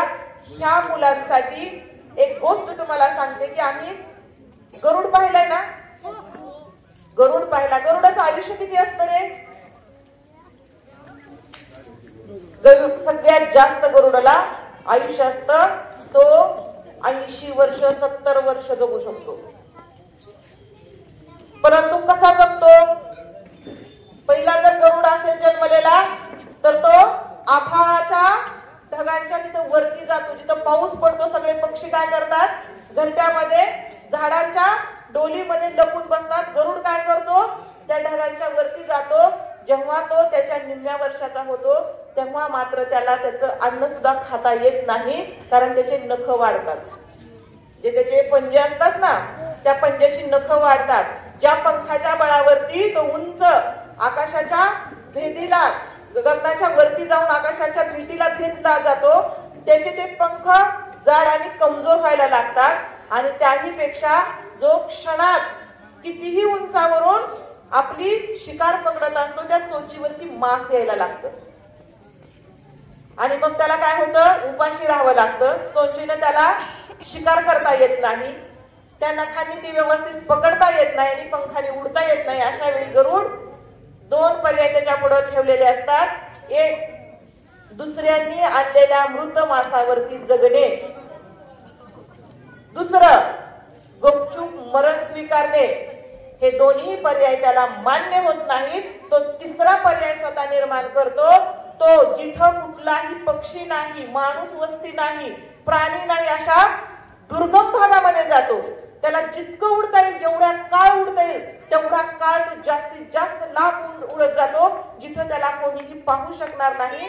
आणि अशा एका खडकावरती जातो, तिथं त्याला अन्न नसतं, उडता येत नाही आणि त्या खडकावरती स्वतःची चोच जोर जोराने आपटून रक्तबंबाळ करून टाकतो. काय करतो? स्वतःची चोच असते ना, ती आपटून आपटून कडक खडकावरती जातो, जोर जोराने आपटून आपटून चोच काढून फेकून देतो. त्याच्या चोचेतून पूर्ण रक्त येत असतं. बघा, गरुडाच्या चोचेतून काय येत असतं? पूर्ण रक्त येत असतं. आणि मग तो वाट बघत बसतो की आता यातून नवीन चोच कधी निर्माण होईल. ती चोच येईपर्यंत त्याला जेवण नसतं, अन्न नसतं, काही शिकार नसते, काही नसतं. तो तसा शांत बसून राहतो आणि त्या काळामध्ये त्याला जेवढी ताकद असती तेवढ्या ताकदीने त्याच्या पंजाचे नखे असतात ना, ते नखे त्या दगडावरती घासत असतो. घासून घासून घासून सगळी नख निघून जातात, त्यातून रक्त यायला लागतं आणि तो शांत बसतो. कशासाठी? मला आता नवीन चोच येईल, मला आता नवीन नख येतील. आणि ही प्रक्रिया एका तासात होत नाही दादा, एका दिवसात होत नाही, एका आठवड्यात होत नाही. कमीत कमी याला 30-40 दिवस नख आणि चोच यायला लागते. त्याला छोटीशी चोच येते, छोटे छोटे नख येतात. आता सगळ्यात कठीण काम तो करायला लागतो. त्याच्या अंगावरती असलेली पिस त्या चोचीनं स्वतःच मान फिरवून उपटून काढायला लागतो. सगळ्या शरीरावरची सगळी पिस काढून टाकतो आणि त्यातून पूर्ण शरीरातून रक्त येत असतं. तेव्हाही त्याच्या पोटामध्ये अन्नाचा एकही कण नसतो. तसाच तो शांत बसलेला असतो. आता जवळजवळ 90 दिवस म्हणजे 3 महिने होत आलेले असतात आणि 3 महिन्यामध्ये त्याला नवीन चोच आलेली असते, ती स्ट्रॉंग झालेली असते. त्याची नख आता मजबूत झालेली असतात आणि पंख पुन्हा भरारी घ्यायला तयार असतात. आणि मग हा गरुड पुन्हा काय करतो? एक गगनभेदी भरारी घेतो. कशी भरारी घेतो? जसा काही तो आजच जन्मलेला आहे अशी भरारी घेतो की त्या ढगालाही सांगतो, अरे तू पाऊस जगावरती पडत असशील पण माझ्या पंखांना सुद्धा तू भिजवू शकत नाही, इतक्या तुझ्या उंचवर मी जाईन. जर हा गरुड स्वतःच्या आयुष्यामध्ये दोनदा रिन्यू होतो तर आम्हाला बुद्धीच्या जोरावरती बाबासाहेबांच्या विचारावरती पुन्हा रिन्यू होता येतं का नाही हे लक्षात घ्या. जन्म आमचा कसाही होऊ द्या, जन्म कुठेही होऊ द्या, आमच्याकडे आयुष्य पडलंय. आजपर्यंत माझे 40 वर्ष झाले म्हणून मला थकून जमणार नाही, मी काहीच करू शकत नाही, माझ्याच्यानं होईल का असं जर म्हणालात तर तुम्ही बाबासाहेबांची लेकरच असली. दुसरी गोष्ट शिक्षण. लोकशाहीर म्हणून ज्यांना जगामध्ये मान्यता आहे, कुणाला म्हणतात लोकशाहीर जगातला? कोण सांगताय मला? इथून छोट्यातून नाव सांगा. अण्णाभाऊ साठे. जोरदार टाळ्या वाजवायच्या त्यासाठी. किती दिवसाची शाळा शिकले? 1.5 दिवसाची शाळा. एक सिम्बॉल ऑफ नॉलेज. जगामध्ये तेवढ्या डिग्र्या आणि पदव्या कुणीच घेतला नाही. दुसरा 1.5 दिवसाची शाळा, परंतु जगामध्ये लोकशाहीर म्हणून स्वातंत्र्याच्या नंतर आणि स्वातंत्र्याच्या पूर्वी जी देशाच्या बाहेर ज्याची पुस्तकं गेली, आमच्या इथं करकमच्या बाहेर एक कविता जात नाही. याच्यातून मला काय सांगायचंय तुम्हाला की तुम्ही गगन भरारीचं ज्ञानाच्या जोरावरती घेऊ शकतात. बाबासाहेबांच्या विचारावरती सिम्बॉल ऑफ नॉलेजच्या पावलावर पाऊल तुम्ही टाकू शकतात.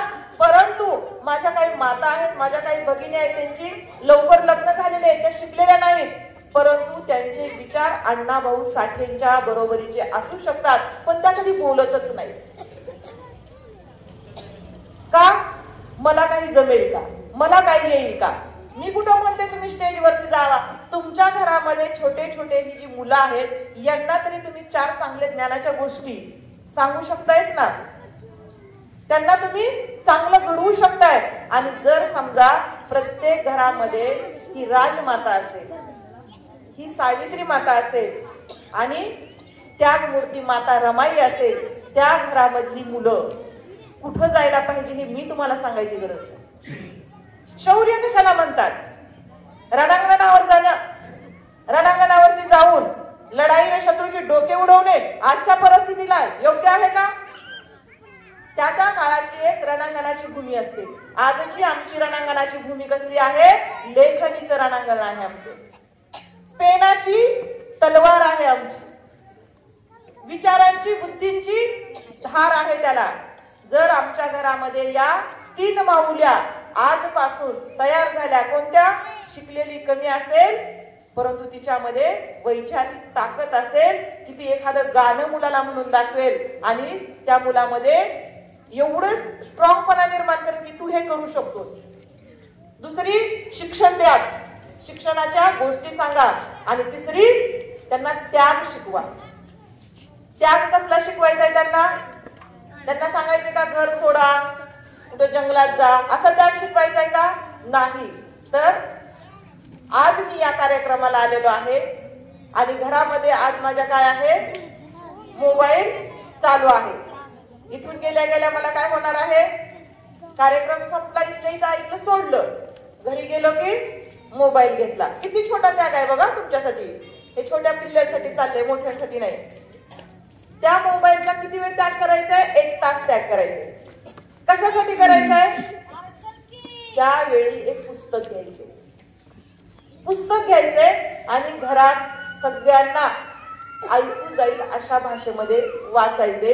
1 तास जर आम्ही दररोज पुस्तक वाचलं तर आमचे किती? 365 तास झाले वर्षाचे. किती झाले?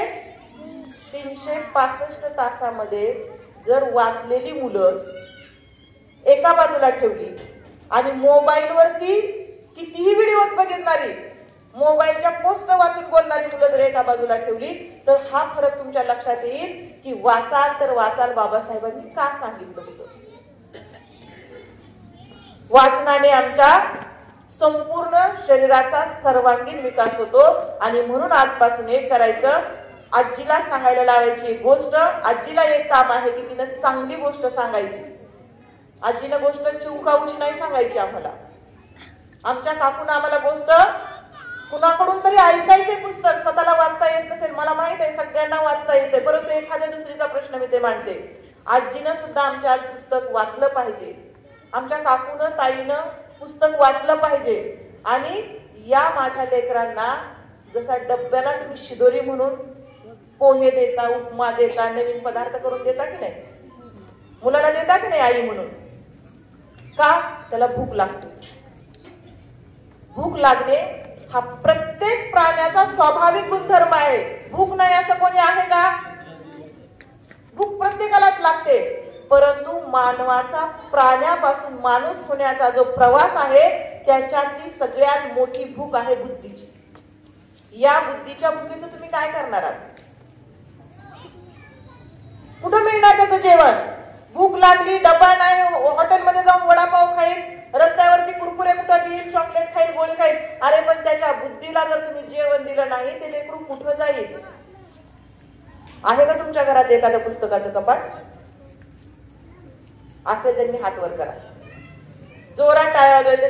ज्यांच्या ज्यांच्या घरात पुस्तकाचं कपाट नाही त्या प्रत्येक महिलेला माझ्याकडून एक पुस्तक जयंतीला तुम्ही नावच काढायचे दादा. ज्यांच्याकडे पुस्तकाचं कपाट आहे त्यांची नावं काढायची, लिहायची. आणि जयंतीच्या वेळेस मी हजर असेल नसेल इथं, तुम्ही मला फोन करायचे, तुमची पुस्तकं मी इथं पाठवून देईन. महिलांसाठीची पुस्तकं वेगळी असतील. का? तर माझ्या मुलाला जर बुद्धीला भूक लागली, माझ्या मुलाला बुद्धीला भूक लागली, कुणाच्या दारात डबा घेऊन फिरल, आई मला पुस्तकातलं ज्ञान वाढ म्हणून, त्याच्याच घरात जर कपाट असेल तर एखादं पुस्तक काढेल, वाचता नाही आलं पण पानं 4 चाळेल आणि एक स्वप्न बघेल की मीही असं पुस्तक लिहिलं पाहिजे, मी यातलं वाचलं पाहिजे. आणि म्हणून माणसाला प्राण्यापासून मानव होण्याच्या प्रवासामध्ये सगळ्यात सहाय्यक ठरणारा सगळ्यात महत्वाचा घटक आहे ती म्हणजे बुद्धी. आणि या बुद्धीचं हॉटेल म्हणून आमच्या घरामध्ये साडीच्याच कपाटा शेजारी पुस्तकांचं कपाट असलं पाहिजे. प्रत्येक सणाला मी साडी घेत असताना पुस्तक घेते का आजपर्यंत घेतलं नसेल, पण प्रत्येक साडी घेताना आज मी तुम्हाला अभिमानाने सांगते की माझ्या प्रत्येक माता भगिनीकडे साडीचं कपाट आहे ना, ती अभिमानाची गोष्ट आहे. कशामुळे आहे साडीचं कपाट माझ्याकडं? कारण जे बाबासाहेब इथे येऊन बसले होते ना, त्या मूर्ती माता रमाईनं बाबासाहेब परदेशातून आल्यानंतर त्यांचा जेव्हा मोठा सत्कार होत होता, तो सत्कार पाहायला जगातून लोक आले होते, जगाच्या भारताच्या कानाकोपऱ्यातून लोक आले होते. पण त्या पत्नीकडे साडी नव्हती. शाहू महाराजांनी जो बाबासाहेबांना एक फेटा दिला होता, तो फेटा घालून माता रमाई एका कोपऱ्यात उभी होती. कारण तिला त्या दिवशी वाटलं असेल की माझा हा जो जगाचा बाप म्हणणारा जो पती आहे आणि त्याला मानणारी, त्याच्या पाठीमागे त्या विचारानं चालणारी जी लेकरं आहेत त्या माझ्या लेकी आहेत, त्या लेकींना प्रत्येकीला कार्यक्रमाला जायला हजारो साड्या असल्या पाहिजे. त्यासाठी मी हा सगळा त्याग करीन आणि नवरा ह्या समाजाच्या कार्यासाठी देईन, म्हणून तुमच्याकडे साड्या आहेत.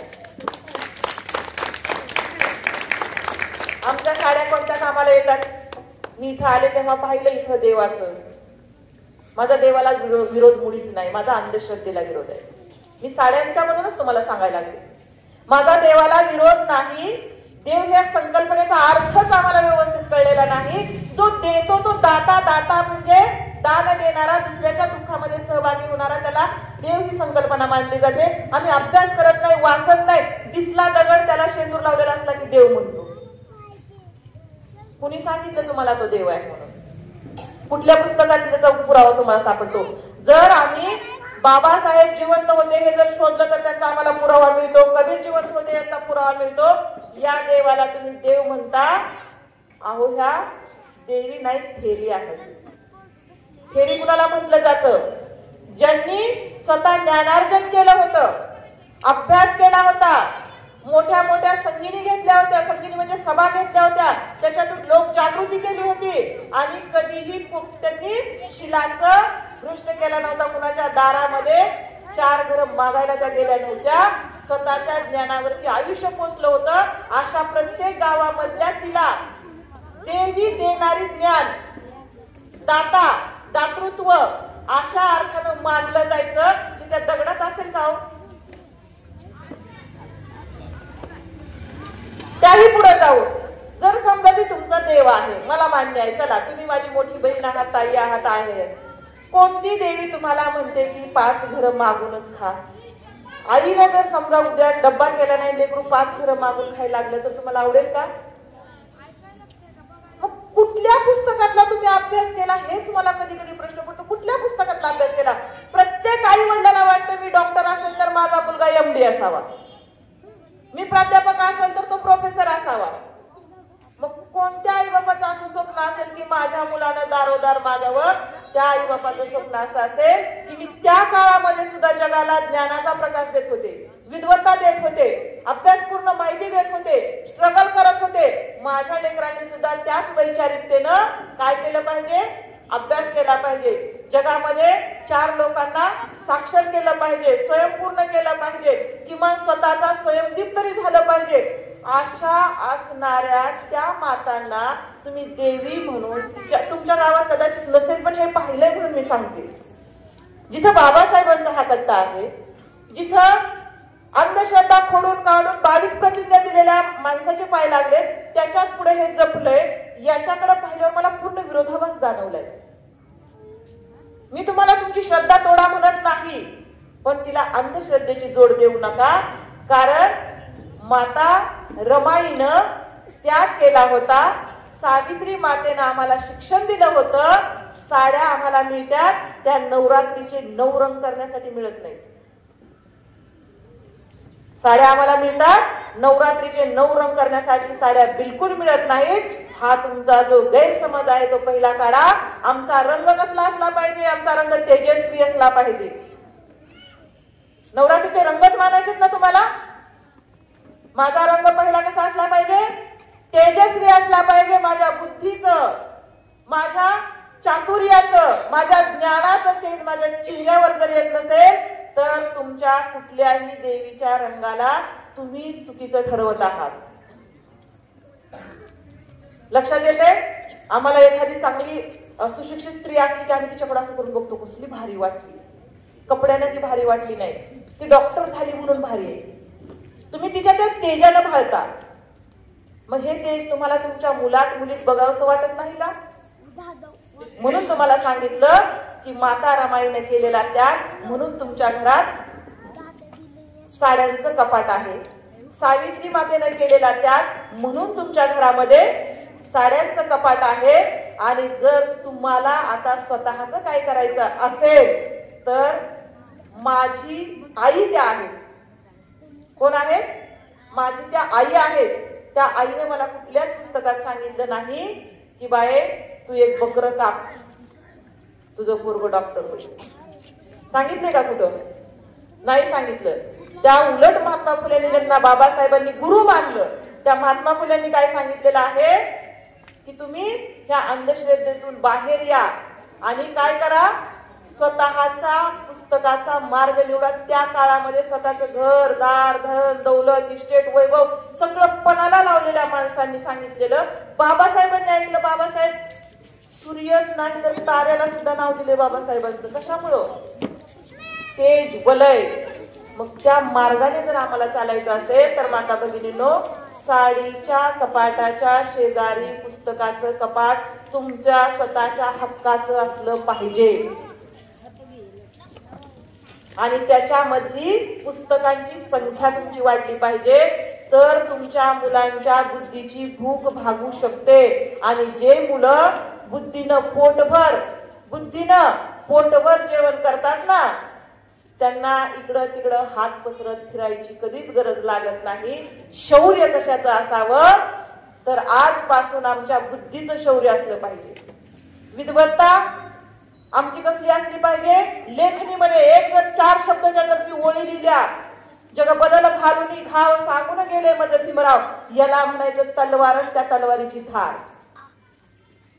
शौर्य कशाला म्हणायचंय तर पेनाच्या टोकावरती कुठलंही रक्त न सांडता केलेली क्रांती म्हणजे शौर्य आज आम्हाला पाहिजे आहे. आणि हे शौर्य जर तुम्हाला तुमच्या पुढच्या पिढीमध्ये जर बिंबवायचं असेल तर आज माझे प्रत्येक बंधूला आणि भगिनींना एकच विनंती आहे की हा शौर्य दिन तुम्ही इतका छान साजरा करा की पुढच्या वर्षी तुमच्या मुलाचा एक एक लेख पेपरच्या हेडलाईन बनाव्या. 7वी 8वीच्या वर्गात आहे स्कोप, करा. तुमची मुलं मोबाईल बघतात, त्यांना कोणतं मोबाईलवरती दाखवायचं हे तुम्ही ठरवा. कारण बाबासाहेबांनी तुमच्या माझ्यासाठी लेकरं मातीत पेरलेले, मातीत घातलेत लेकरं. अहो माझ्या लेकराला साधा काटा टोचला नाही, माती पायाला लागली तर माझ्या डोळ्यात टचकन पाणी येतो. माझ्या लेकराला काय म्हणते मी, माझ्या लेकराला पायाला माती लागावी, काटा टोचावं, मी चप्पल घेऊन येईन, मी फुलं टाकीन. त्या महामानवाची लेकरं मातीत घालताना त्यांना किती यातना झाल्या असतील. कुणासाठी? बाबासाहेबांनी तेव्हा ठरवलं असतं तर आजचे टाटा बिर्ला अंबानी सुद्धा बाबासाहेबांच्या घरी पाणी भरत बसले असते, एवढी श्रीमंती झाली असती बाबासाहेबांची. केलं नाही बाबासाहेबांनी. बाबासाहेब काय म्हटले, माझा एक राजरत्न जरी गेला तर मी हजारो राजरत्नाच्या पिढ्या उगवून काढीन. हे राजरत्न बाबासाहेबांचे, त्यांना जबाबदारीनं तुम्ही पेरणं तुमची जबाबदारी आहे. तरच बाबासाहेबांचे आम्ही वारसदार आहोत हे सांगण्याचा आम्हाला अभिमान आहे. म्हणून आजपासून स्वतःला सांगायचं की तुझा जन्म 40 वर्ष कसा गेला, 50 वर्ष कसा गेला मला माहित नाही, परंतु गरुडासारखं पुन्हा एकदा त्यागाला तयार राहा, पुन्हा एक नवचैतन्य निर्माण करायला तयार राहा.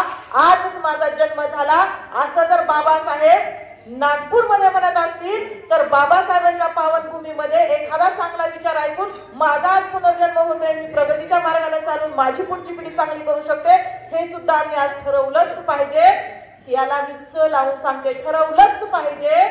कारण ज्याला च लावलं जातो तो ठोकपणे बेंबीमध्ये देठामध्ये जितकी तळमळ असते ना तितक्या तळमळीनं काम करतो. हे कार्यक्रम म्हणजे असेच कार्यक्रम नसतात माता भगिनींनो.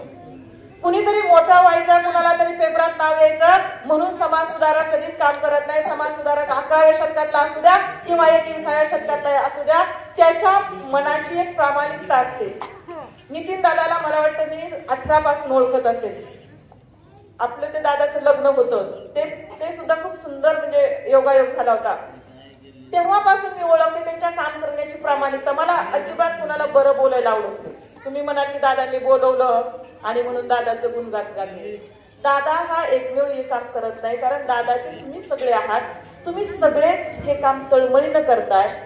तर तुमची तळमळ जर तुमच्या घरात जर उतरली तर ती किती योग्य असेल. आणि याही पुढे जाऊन हा लढा, शिक्षणाचा लढा म्हणते मी, हा शिक्षणाचा लढा, हा क्रांतीचा लढा, हा शौर्य दिनाचा लढा, हा पेनाच्या लेखणीचा लढा, हा जर आमच्यापासून चालू झाला आणि जर आजपासून आम्ही प्रत्येकानं घराच्या भिंतीवरती नेऊन ठेवलं की मी कोण बनणार आहे. मुलांनो, प्रत्येकानं आज घराच्या भिंतीवरती लिहायचं की तुम्हाला काय बनायचंय, काय बनायचंय ते तुमचं स्वप्न आहे. आणि हे प्रत्येक व्याख्यानामधून ती मुलं घेत असतात, मला कोण बनायचंय. याच्यासाठी हे कार्यक्रम लावलेले असतात. किती जण ऐकतात ह्याला अजिबात महत्व नाही. लाखो लोकांनी जरी ऐकलं तरी एकच घडणार आहे आणि एकानं ऐकलं तरी एकच घडणार आहे. त्याच्यामधला जो वेदना आहे, विद्रोह आहे, नकार आहे, तिरस्कार आहे, गुलामी आहे, याच्या जळमटातून जो बाहेर येईल तो घडलेला असेल. आणि अशी पिढी घडवण्यासाठी हे असे कार्यक्रम केले जातात. जुने जाऊ द्या मरणा लागून, जाळून किंवा पुरून टाका असं म्हणतात. मी तुम्हाला आज तेच सांगते, हे सालही संपत आलेलं आहे आणि पाठीमागं माझ्याकडून हे झालं नाही असं म्हणणारं तेही संपवून टाकूया. आजपासून एक लक्षात ठेवायचं, करकम गावामध्ये जर त्या वर्षी कॉलेजची मुलं असतील त्यांच्यामधून स्पर्धा परीक्षेला किती जण उतरतात याच्या नोंदी आपल्या संस्थेने ठेवायच्या. स्पर्धा परीक्षेला किती बसतात त्याही पुढे जाऊन तुम्हाला स्पर्धा परीक्षेची कुठली पुस्तकं कधी पाहिजेत मला सांगा. मी तुम्हाला सारखं वारंवार म्हणते पुस्तकच मी देईन, पुस्तकच मी देईन. कारण पूर्वी जेव्हा आमची माता भगिनी एक दुसरीच्या घरी जायच्या, पाहुण्यांच्या घरी जायच्या, तेव्हा त्यांची तांदळानं ओठी भरली जायची. खरंच तांदळानं ओठी भरण्याचा त्या काळाचा तो एक रिवाज चांगला होता, कारण पोटाला खायला मिळत नव्हतं, तांदूळ महाग होते. तांदूळ खाली ही एक इच्छा असायची, कारण आपल्याकडे तांदूळ पिकत नव्हता. एक श्रीमंतीचं लक्षण असायचं. आणि ते तूप साखर भात ही एक त्या काळाची एक मेजवानी किंवा डिश म्हणतो तशी असायची. आणि मग सन्मानानं आणि तिच्या ओटीमध्ये 4 तांदूळ टाकायचो, परंतु आज ते दिवस राहिलेत का? म्हणून आम्ही एक लढा चालू केलेला आहे, पुस्तकाने ओटी भरूया. माझ्या घरी जी पण महिला येते तिची पोटाची भूक आता भागलेली आहे. आम्ही कोणी उपाशी नाहीत, कारण स्वाभिमानाची भाकरी आम्हाला बाबासाहेबांनी दिलेली आहे. महामानवांचे संतांचे सगळे विचार त्यांनी संविधानामध्ये टाकून स्वातंत्र्य, समता आणि बंधुता दिलेली आहे. त्यामुळे आम्ही प्रत्येक गोष्ट स्वाभिमानाने करू शकतो, स्वतःची भाकरी कष्टाने मिळवू शकतो. आता ती लढाई आमची राहिली नाही, तर आम्ही 87 वर्षामध्ये या गावातून किती अधिकारी तयार केलेत आणि त्याच्यासाठी काय करावं लागेल त्याची ओटी भरणी करणं गरजेचं आहे. आणि म्हणून मी तुम्हाला प्रत्येक वेळी सांगते की याचं काय झालं की मी त्याला पुस्तक देईन, त्याचं काय झालं की मी त्याला पुस्तक देईन. याच्या मागचा विचार असा आहे की तो तांदूळ जसा तुम्ही शिजवून खात होता आणि स्वतः त्या कार्यासाठी तयार होत होता, तसं ते पुस्तक तुम्ही वाचलं पाहिजे आणि त्या पुस्तकामधून प्रेरणा घेतली पाहिजे. आणि तीच प्रेरणा घेऊन त्या कपाटामध्ये तुमच्या पुस्तकाला सजवताना दुसरी कोणी आली तर तोच वसा तुम्ही पुढचीला सांगितला पाहिजे की बाई ग, माझ्याकडे 4 पुस्तक आलेले आहेत, एक पुस्तक तूही घेऊन जा, तुझ्या मुलांना वाचून दाखव, तूही वाच. इकडच्या तिकडच्या गप्पा करण्यापेक्षा जर 2 पुस्तकं वाचले तर सजग मन होईल. आणि सजग मन ज्याचं असतं त्याचे विचार चांगले असतात, ज्याचे विचार चांगले असतात त्याचे आचार चांगले असतात, ज्याचं विचार आणि आचार चांगले असतात त्याचं कर्तृत्व चांगलं असतं. आणि जी कर्तृत्ववान माणसं असतात अशी कर्तृत्ववान माणसं निर्माण होण्यासाठी त्या घरामधलं वातावरण कर्तृत्वाचं असावं लागतं. म्हणून आई बापांनी पुस्तकं वाचायची आहेत, मुलांसोबत बसायचं आहे. आणि शौर्य दिनाचा अर्थ फक्त रणांगणावरचं युद्ध म्हणून न घेता शौर्य दिनाचा अर्थ म्हणजे आमच्यामधले असलेले अज्ञान, अंधकार, अंधश्रद्धा आणि अनेक काही ज्या अनिष्ट चाली रूढी आहेत त्या स्वतः नष्ट करायच्या आहेत. जसा एखादा वारकरी वारीला येतो, आता वारीचा अर्थ होऊन झालेला आहे, पंढरपूरला येणे, पाया पडणे आणि निघून जाणे. परंतु त्या वारीचा अर्थ जर आम्हाला स्पष्ट माहित असेल, वारकरी सूर्याने वार केला होता अंधारावरती. बघा काय सांगते मी, सूर्याने वार केला होता अंधारावरती म्हणून तो वारकरी. महात्मा फुल्यांनी वार केला होता लेखनीने अज्ञानावरती म्हणून ते वारकरी. महात्मा फुल्यांनी वार केला होता लेखनीने अज्ञानावरती म्हणून ते वारकरी. आणि बाबासाहेबांनी विषमतेच्या जाळ्या मुळ्या यांच्यावरती कायमचा वार केला होता म्हणून ते वारकरी. असा वारकरी प्रत्येक गोष्टीमधला माझ्या घरामध्ये घडला पाहिजे. प्रत्येक शब्दाचे खूप मोठे अर्थ आहेत माता भगिनींनो. म्हणून तुम्हाला मी सांगितलं की देव या शब्दाचा अर्थ सुद्धा तुम्ही जर वाचायला लागलात तर तुम्हाला कळेल आणि प्रत्येक त्या देवाची भावना तुम्हाला कळेल की त्यानं काय सांगितलंय. माझ्यासारखा त्याग शिका, माझ्यासारखं स्वतंत्र अस्तित्व निर्माण करा आणि त्या काळामध्ये जसं मी होते तशी माझी मुलगी बना, माझा मुलगा बना आणि तुमची येणारी पिढी बनवा. आणि म्हणून आज मला वाटतं वेळ जास्त झालेला असेल, कारण दादांनी मला 30 मिनिटं दिली होती, परंतु मी टाइमर काही लावलेला नाही. पण जर तुम्हाला वाटतच असेल की ही पावनभूमी खरोखरच जर पावन करायची असेल तर तुमच्या घरातली किती मुलं अधिकारी बनतात आणि त्याचं नाव कुठपर्यंत घेऊन जातात, तेव्हा ही खरी खरी पावनभूमी होईल. इथे राष्ट्रीय स्मारक होण्यासाठी तर प्रयत्न करूच या, बाबासाहेबांचे राष्ट्रीय लेवलचं स्मारक होण्यासाठी प्रयत्न करूया. परंतु जर हे खांब तयार झाले, छोटे छोटे पिलर तयार झाले तर ते स्मारक कधीच कोणी मोडू शकणार नाही. असं बौद्धिक, वैचारिक नेतृत्व, कर्तृत्व, दातृत्व देणारं जर पिलर तयार होणार असतील आणि त्याच्यासाठी जर आपल्याला खंबीरपणे वेळ देता येत असेल तर आपण वेळ देऊया.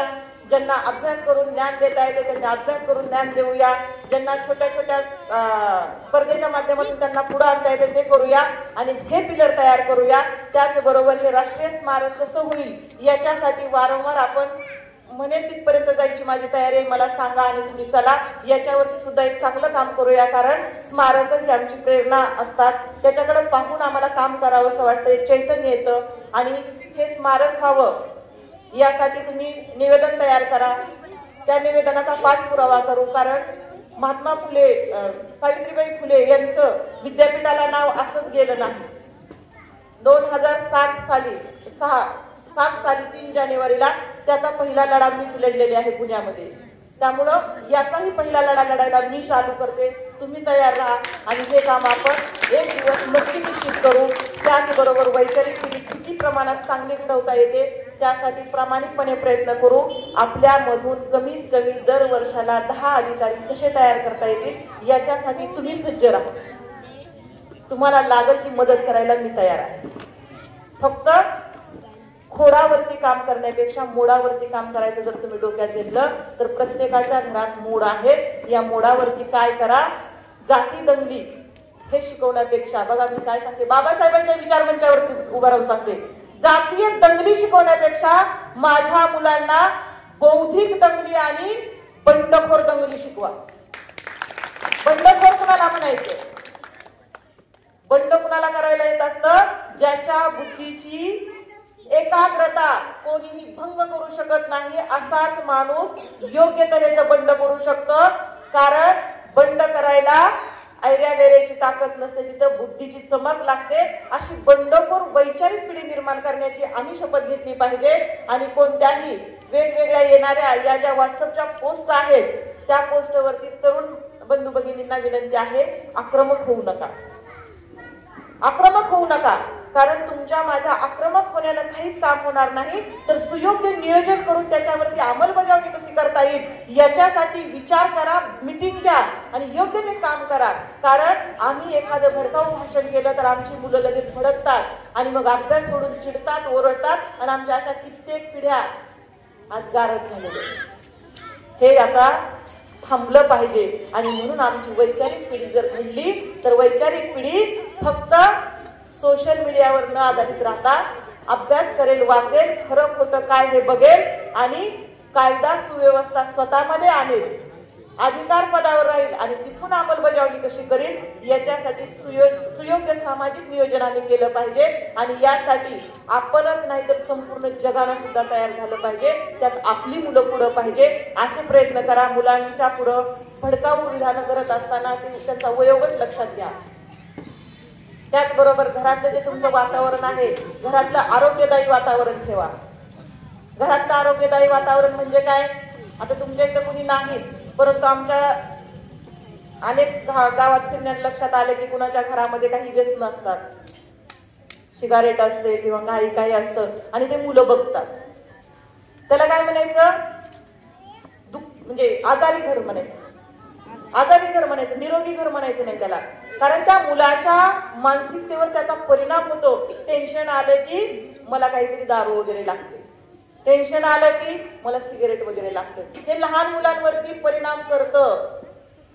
आणि म्हणून समाजाला समाज म्हटलं जातं. आता एकच उदाहरण सांगते, थांबते. समाज का म्हटलं जातं? माणूस जन्मतात प्राणी असतो. माणूस जन्मतात प्राणी असतो. त्यानं खरं बोललं पाहिजे, त्यानं शील आचरण केलं पाहिजे, त्यानं चांगलं वागलं पाहिजे. हे भारतीय संविधानाने लावलेले नियम आहेत. भारतीय संविधान कसं आचरणात आणलं जातं? नागरिक शास्त्रामधून आमच्यामध्ये रुजवलं जातं. आणि म्हणून ज्यानं नागरिक शास्त्रामधून स्वतःवरती प्रक्रिया केली, 4 माणसात कसं बोलावं, घरात कसं बोलावं याची जी एक नियमावली असते ती आम्हाला नागरिक शास्त्र शिकवताना आत्मसात केली जाते. आणि मग त्याच्यातून जो तयार होतो परफेक्ट मॉडेल त्याला आम्ही नागरिक म्हणतो. त्याला काय म्हणतो आम्ही? नागरिक म्हणतो. असा नागरिक जर तुमच्या घरामध्ये असेल तरच ते घर काय म्हणायचं? निरोगी कुटुंब. मग बाबासाहेबांच्या संविधानावर निरोगी कुटुंब किती आहेत हेही आम्ही पाहिलं पाहिजे. त्यामध्ये काही चुकीच्या घटना घडत असतील घरामध्ये, मुलांच्या वरती त्या मानसिक आघात करत असतील तर अशा व्यक्तींना आपण सामंजस्याने समजून सांगितलं पाहिजे. कारण हे लहान कोवळे घडे आहेत, यांना तुम्ही जसा आकार द्याल तसा आकार घेणार आहे. आणि म्हणून जी काही व्यसनाधीन पिढी होती ही व्यसनाधीन पिढी, ज्या घरामध्ये एक माणूस असेल तो ते घर बिमार असतं, आजारी असतं. ज्या समाजात असतो तो समाज आजारी असतो. या समाजाला आजारी न पडू देण्याचं कर्तव्य सुद्धा आम्हाला करावं लागेल. असे आजारी पेशंट आम्हाला शोधावे लागतील. का? एक आजारी पेशंट घराचं स्वास्थ्य खराब करतो. एक माणूस आजारी राहू द्या घरात, सगळं घर दुखी असतं. आणि एक आजारी कुणाला म्हटले मी तुमच्या लक्षात आले का? ज्याच्याकडे व्यसन आहे काही असेल, कोण अरवांच्या भाषेत बोलत असेल ते सुद्धा आजारीपणाचं लक्षण आहे. आणि म्हणून हे बाबासाहेबांच्या संविधानाला कुठेही अभिप्रेत नाही. आणि बाबासाहेबांच्या संविधानाला अभिप्रेत असणारा माणूस हा नागरिक असतो. आणि असा समज असलेला, सामाजिक बांधिलकीची जाण असलेला जो ग्रुप असतो त्याला समाज म्हटलं जातं. असा समाज आमचा असेल तर या समाजाची बांधणी आम्ही योग्य निगा राखून केली पाहिजे. आणि जर कुठं आमच्यात आजारी असेल तर आम्ही त्याला योग्य पद्धतीनं व्यवस्थित उपचार केले पाहिजेत. ही आमची या प्रतिष्ठानाची जबाबदारी आहे. आणि तुम्ही मला इथं बोलवलं, 2 शब्द ऐकून घेतले. मी तुम्हाला सुरुवातीला सांगितलं की मला स्पष्ट बोलायला आवडतं, कारण एक माणूस जर चुकीचा बोलला तर 1000 पिढा खराब होतात. थोडा वेळ राग आला चालेल, परंतु त्रिकाला बाधित सत्य बोलण्याची क्षमता आमच्यामध्ये यावी म्हणून हळूहळू खरं बोलायला शिकलं पाहिजे. आणि खरं बोलणारी माणसं तुमच्या स्टेजवर जर वारंवार आली तर तुमच्या मुलांना खरं काय खोटं काय हे समजेल. आणि मग ते विचार करायला लागतील. सतसत विवेक बुद्धी असणारेच वक्ते इथे बोलवा. तुम्ही जे बोलवता ते नेहमीच चांगले वक्ते असतील. परंतु जर समजा माझ्यासारखं सुद्धा एखादा माणूस जर तुम्हाला एखादी चुकीची परंपरा सांगायला लावत असेल तर त्याला सुद्धा मध्ये अडवण्याची धमक तुमच्यामध्ये असली पाहिजे, कारण हे तुमचे यश आहे. आपण माता भगिनी आलात, लहान मुलं सगळे शांतपणे ऐकून घेतलं आणि मला किती वेळ थांबले माहीत नाही, सहन केलं, त्याबद्दल आपली सर्वांची मिळवणी आहे. जय हिंद. धन्यवाद मॅडम. आज दररोज तुम्ही जेवतच असता, पण एक वैचारिक जेवण आज मॅडमनी सगळ्यांना दिलेलं आहे. मी विशेष आभार मानतो की हे जे सर आहेत, बघताय का तुम्ही, हे मॅडमचे मिस्टर आहेत आणि इतकी सुंदर जोडी आहे दोघांची, जणू की मित्रमैत्रिणीसारखे राहतात. एक आदर्श उदाहरण आपल्या समोर आहे. सर एसटीत आहेत, मॅडम केबीपी कॉलेजला आहेत. दोघांचंही या ठिकाणी खूप आभार आम्ही मानतो. सर्वांना, सर्व माता भगिनी, लहान मुलं, मोठ्या पुरुषांना विनंती करतोय की जागेवर त्यांनी उभे राहायचे आहे. आपण शौर्य दिनानिमित्त या विजयास्तंभाला इथूनच मानवंदना द्यायची आहे. सर्वांना विनंती आहे, आपण जागेवर उभे राहायचे आहे. मी सावधान विश्राम म्हणेन आणि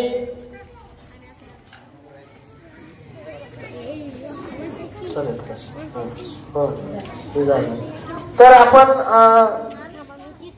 सावधान विश्राम म्हणेन आणि ज्या वेळेला सलामी दोघे सलामी दो म्हणल्यानंतर तुम्ही आपल्या डोक्याजवळ हात न्यायचा आहे आणि 3 वेळा जय भीम जय भीम असं म्हणायचं आहे त्या कट्ट्याला. आणि त्याचबरोबर शौर्य दिनानिमित्त भीमा कोरेगावच्या विजयस्तंभाला आपण अभिवादन करणार आहे. सावधान विश्राम, सावधान, एक साथ सलामी दोगे सलामी दो. जय भीम जय भीम जय भीम. या ठिकाणी सर्वांचंच आभार मानून कार्यक्रम संपला असं जाहीर करतो. मी ज्यांची नावं घेतोय त्यांनी कृपया पुढे या. आपल्या ग्रामपंचायतचे सदस्य सन्मान्य बापूनाना शिंदे, त्याचबरोबर पुढे या कृपया. त्याचबरोबर आपल्या समाजाचे नेतृत्व सन्मान्य तानाजी गायकवाड, तसेच अतिशय चांगलं या ठिकाणी सूत्रसंचालन ज्यांनी केलं रोहितजी खूप सुंदर, त्याचबरोबर भागवतजी लोंढे आमचे मार्गदर्शक, माझा सहकारी सन्मान्य राजाभाऊ गायकवाड, त्याचबरोबर ब्रह्मदेव गायकवाड, माझा मोठा भाऊ योगेश गायकवाड, अतिशय तळमळीनं माझ्यासोबत असणारे सन्मान्य समाधानजी गायकवाड, त्या सर्व गायकवाड मंडळीला, शेखर गायकवाड, सर्वांना विनंती आहे आपण पुढे यायचं आहे सर्वांचा. तसंच हा कार्यक्रम आपण यशस्वी करू शकलो ते आमचे मार्गदर्शक नागरिक सर यांनाही विनंती करतो त्यांनी पुढे यायचं आहे. आणि ज्याला जमेल त्यांनी या सर्वांना पेटे घालून एकाच वेळेस सगळ्यांचा सन्मान या ठिकाणी करावा. वेळ जाऊ नये म्हणून सुरुवातीला सन्मान केला नाही, तर कृपया त्यांनी सर्वांनी सन्मानाचा स्वीकार करावा. आपण यानंतर पेटे घालून एक फोटो काढूया आणि काही मुले आहेत मॅडम, त्या गाणे सादर करतील, ते ऐकून आपण एमडी आहे.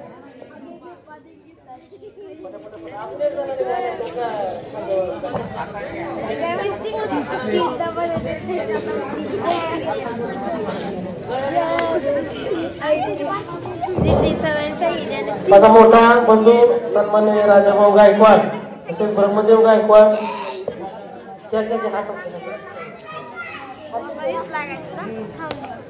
हातात घ्या, फोटो काढायचा काय बाबा. आपलं कर्तव्य आहे, एवढं मोठं व्यक्तिमत्व आपल्यामध्ये आहे, त्यांचा सन्मान झाला पाहिजे.